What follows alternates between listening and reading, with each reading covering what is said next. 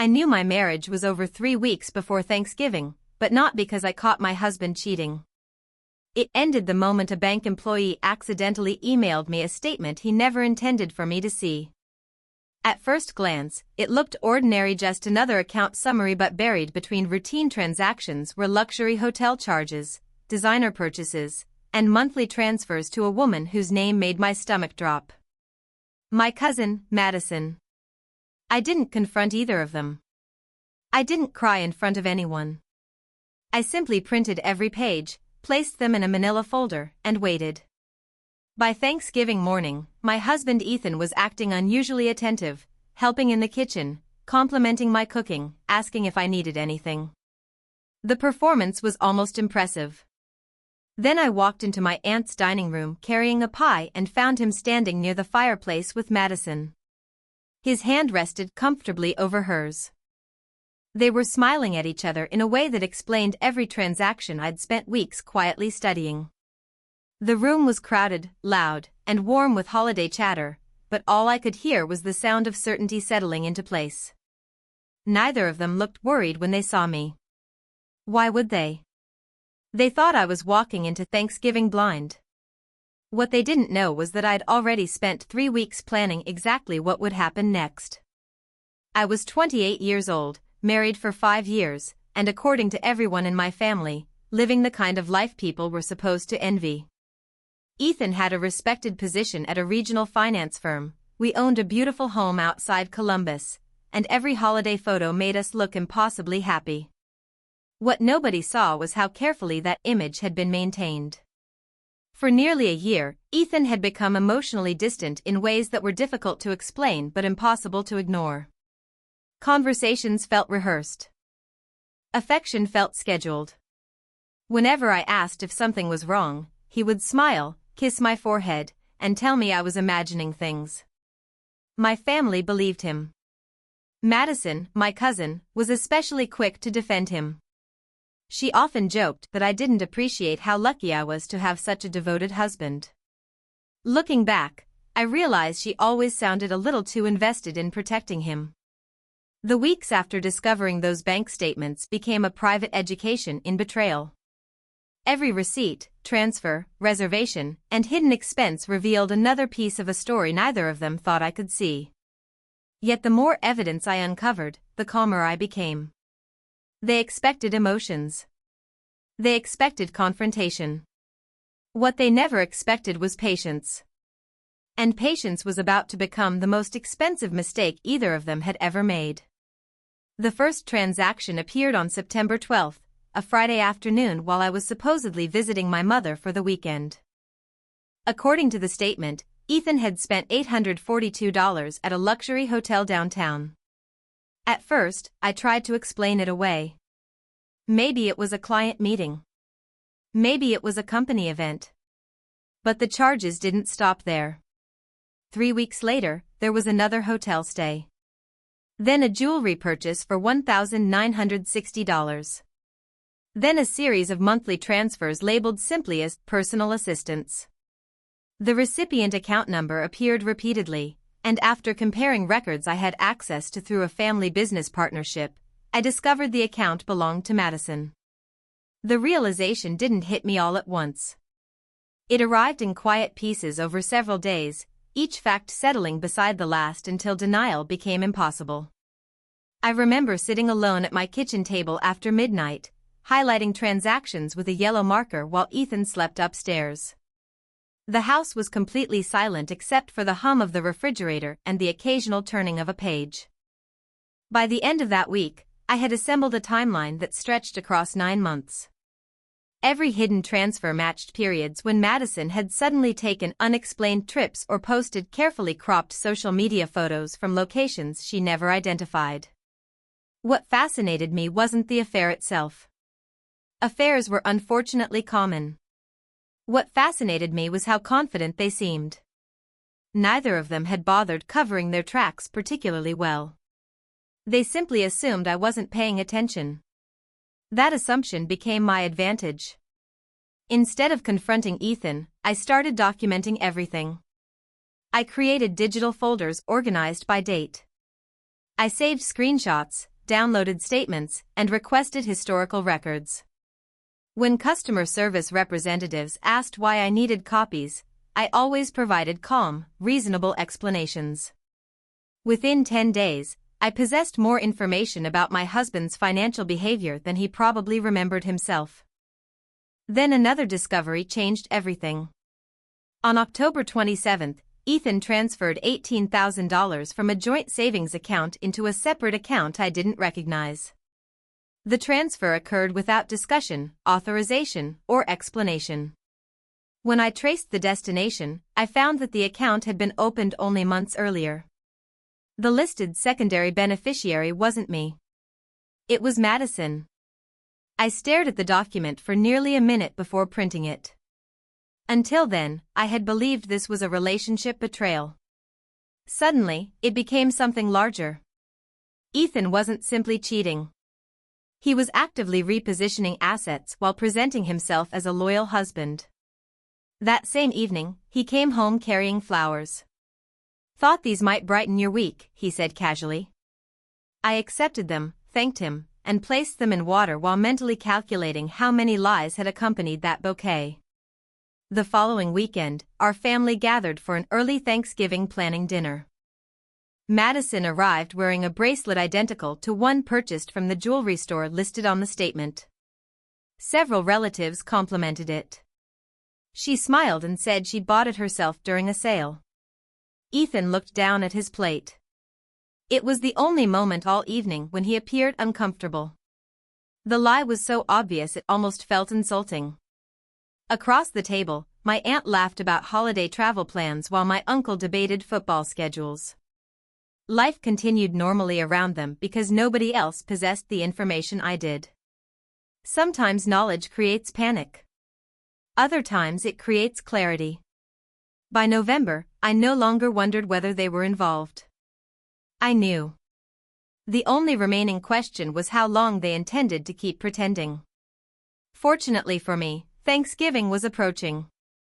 And Thanksgiving would place everyone I needed in the same room at the same time. That wasn't an accident I intended to waste. The week before Thanksgiving, I stopped looking for proof and started preparing for consequences. By then, my evidence folder contained bank statements, transfer records, hotel confirmations, and copies of emails I had legally obtained through accounts connected to our shared finances. What surprised me most was not the affair itself, but the scale of the deception surrounding it. Ethan had spent months building two completely different versions of his life. In one version, he was the devoted husband attending family dinners, discussing future vacations, and talking about renovating our home the following spring. In the other, he was secretly financing a relationship with my cousin while quietly moving money away from assets we shared. The contradiction fascinated me. I wondered whether maintaining those lies exhausted him or whether deception had simply become routine. The answer arrived unexpectedly on November 20th. I was organizing paperwork in my home office when Ethan's phone, which he had forgotten on the kitchen counter, lit up with a message preview. I wasn't searching for it. I wasn't snooping. The screen illuminated directly in front of me. The message contained only 7 words. "One more week and we're finally free." It was from Madison. I stared at the notification until the screen darkened. Then I returned to my paperwork and continued working. That evening, Ethan sat across from me discussing Thanksgiving plans as if nothing had changed. "Madison said she'll probably bring that pecan pie everyone likes," he mentioned casually. I nodded. "I'm sure she will." He smiled. "You okay?" The question almost made me laugh. For months, he had lied to my face, transferred money behind my back, and planned a future with another woman. Yet somehow he was concerned about whether I seemed distracted. "I'm fine," I answered. And for the first time in weeks, it was completely true. The next morning, I met with an attorney named Rebecca Lawson. The appointment lasted nearly 3 hours. I arrived carrying a leather portfolio filled with documents. She spent most of the meeting reviewing statements, making notes, and asking careful questions. Finally, she leaned back in her chair and said something that changed the direction of everything. "You've done an exceptional job documenting this." It wasn't praise I had expected, but hearing it confirmed something important. I wasn't imagining events. I wasn't overreacting. I wasn't emotional or irrational. I was prepared. Rebecca explained what the financial records suggested, what legal protections existed, and which steps should happen next. Most importantly, she advised me not to reveal anything until additional paperwork was completed. That recommendation aligned perfectly with my instincts. Silence had already proven more valuable than confrontation. By Thanksgiving Eve, several documents had been drafted and filed. Certain financial protections were quietly activated. Access permissions were adjusted. Notifications were scheduled. Everything was legal, documented, and precise. Meanwhile, Ethan remained completely unaware. Thanksgiving morning arrived cold and gray. I woke before sunrise and sat alone in the kitchen drinking coffee. Across the table sat the manila folder that had started everything. The original bank statements were still inside, along with months of additional evidence. Looking at it no longer made me angry. The anger had faded weeks earlier. What remained was something far more useful: certainty. Around 10 o'clock, Ethan came downstairs wearing the navy sweater I had given him the previous Christmas. He kissed my cheek and asked if I was ready to leave for my aunt's house. "Absolutely," I replied. The drive there felt strangely peaceful. Holiday music played softly through the speakers while Ethan talked about football games and family traditions. Every word sounded normal. That was the remarkable thing about betrayal. It often exists beneath completely ordinary conversations. When we finally arrived, the house was already crowded with relatives carrying casseroles, desserts, and wrapped bottles of wine. Laughter filled every room. Children ran through hallways. The smell of roasted turkey drifted from the kitchen. It looked exactly like every Thanksgiving before it. But unlike every Thanksgiving before it, I knew something nobody else knew. And within a few hours, that would change.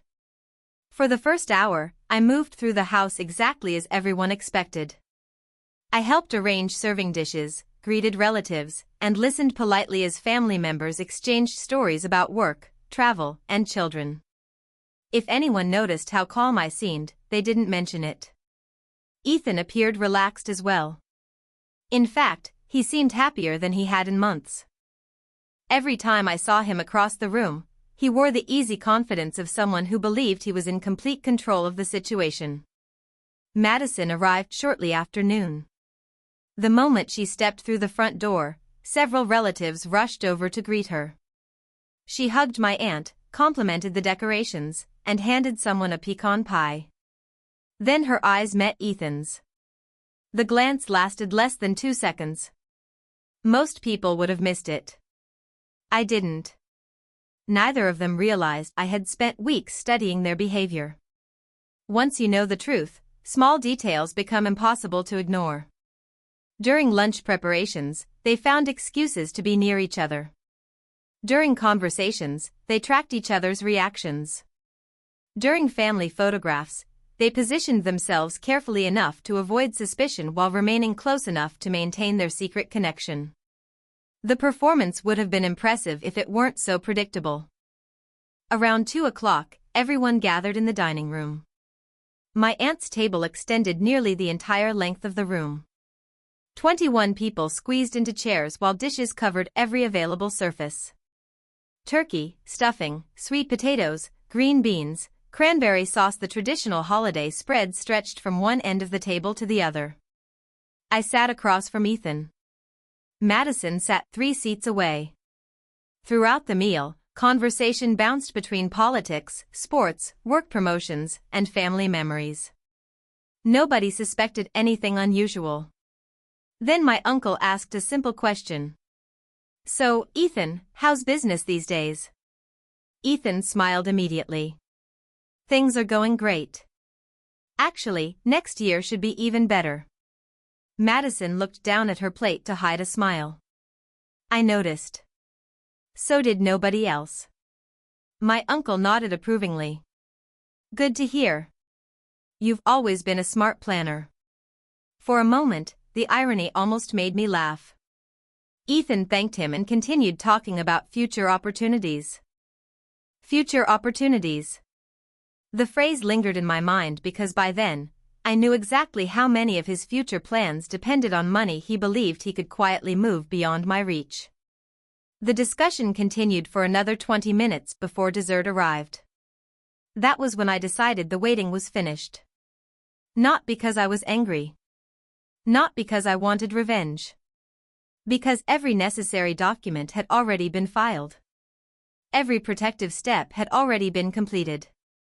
There was nothing left to prepare. I placed my fork on the table and reached calmly for the manila folder resting beside my chair. At first, nobody paid attention. Then my mother noticed. "What's that?" she asked. 20 faces turned toward me. The room became unexpectedly quiet. I looked at Ethan first. Then at Madison. Neither appeared concerned. Yet. "Just some paperwork," I said calmly. "Although it does involve family." Several people exchanged confused glances. My aunt laughed nervously. "You're making that sound serious." "It is serious," I replied. Ethan shifted slightly in his chair. It was the first sign of discomfort I had seen all day. I opened the folder and removed several printed pages. Bank statements. Transfer records. Hotel receipts. The color drained from Madison's face almost instantly. Ethan froze. Nobody else understood what they were looking at, but they did. That was enough. My father frowned. "What's going on?" For a few seconds, nobody answered. Then I slid one document across the table. It stopped directly in front of Ethan. The room remained silent. He didn't touch it. He didn't need to. He recognized it immediately. "September 12th, I said quietly. "Luxury hotel downtown. $842. Madison stared at the table. Ethan's expression changed for the first time all afternoon.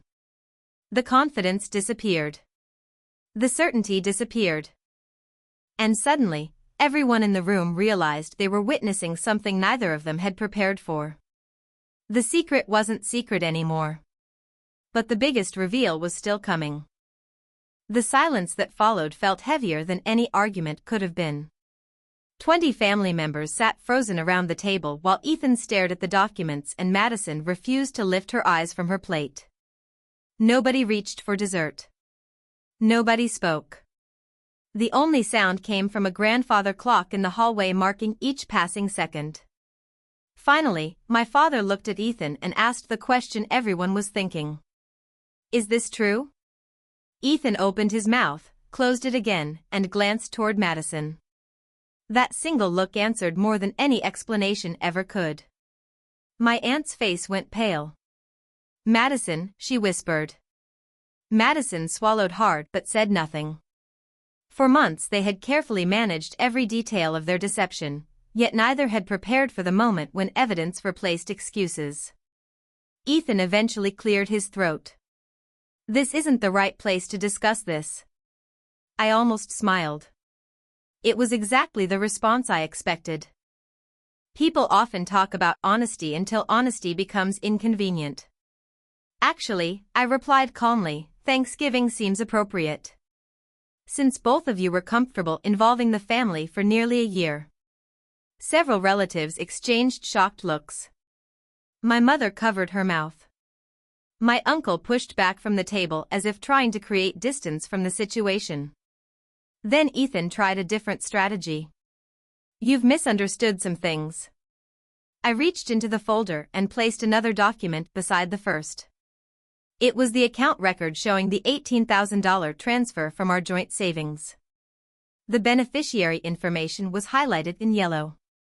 Madison's name sat clearly on the page. Whatever explanation Ethan had prepared died before it reached his lips. The room erupted into overlapping questions. What is that? When did this happen? You moved money? Why would Madison be listed there? Nobody looked at me anymore. All attention had shifted toward the two people who had spent months believing they controlled the narrative. I let the conversation unfold naturally. There was no need to raise my voice. Facts were doing the work for me. After several uncomfortable minutes, Ethan stood abruptly. Can we talk privately? He asked. No, I said. The answer arrived so quickly that even I surprised myself. We've had plenty of private conversations. This situation exists because those conversations weren't honest. His shoulders tightened. Across the table, Madison finally began crying. Some relatives instinctively moved toward sympathy, but that changed when my aunt quietly asked one question. How long? Madison couldn't answer. Ethan couldn't answer either. Their silence became another confession. Then I delivered the information neither of them expected. By the way, I said, closing the folder, the financial protections were completed yesterday. Ethan frowned. What protections? The attorney can explain the details later. His face lost color immediately. He understood enough. The accounts he thought he was repositioning were no longer vulnerable. The plans he had been building around hidden transfers had already collapsed. Everything he believed was waiting for him after Thanksgiving had disappeared before dessert was served. For the first time all afternoon, genuine panic appeared in his eyes. Not because the affair was exposed. Because the consequences had arrived. My father stood and quietly asked Ethan to leave. My aunt asked Madison to do the same. Neither argument nor negotiation followed. There was simply nothing left to defend. The evidence existed. The damage existed. Reality had caught up with both of them. An hour later, the house felt strangely peaceful. Relatives spoke softly in small groups while untouched pie remained on the counter. Several people apologized to me for things they hadn't known. I thanked them and changed the subject. I wasn't interested in humiliation. I wasn't interested in revenge speeches or dramatic exits. I had wanted the truth acknowledged. Nothing more. As the sun disappeared outside the windows, I stood alone for a moment near the fireplace where I had first seen Ethan holding Madison's hand. 3 weeks earlier, that sight would have shattered me. Now it felt distant. Knowledge had replaced confusion.